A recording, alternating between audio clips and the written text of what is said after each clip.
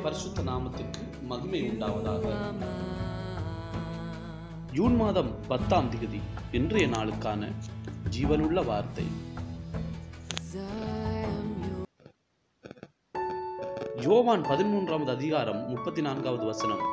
நீங்கள் ஒருவரில் ஒருவர் அன்பாயிருங்கள், நான் உங்களில் அன்பாயிருந்தது போல் நீங்களும் ஒருவரில் ஒருவர் அன்பாயிருங்கள். கிறிஸ்துவுக்குள் அன்பானவர்களே, அன்புதான் இந்த உலகத்திலேயே தம் பக்கமாக இழுத்து கொள்ளக்கூடிய மிகப்பெரிய வல்லமையாயிருக்கிறது.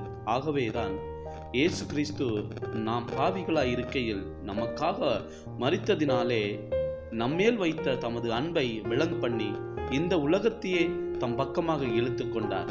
ஆகவே உங்களை சபிக்கிறவர்களை ஆசீர்வதியுங்கள், உங்கள் சத்துருக்களை சிநேகியுங்கள், அப்பொழுது எல்லா நன்மைகளும் ஒன்றன்பின் ஒன்றாக உங்கள் வீடு வந்து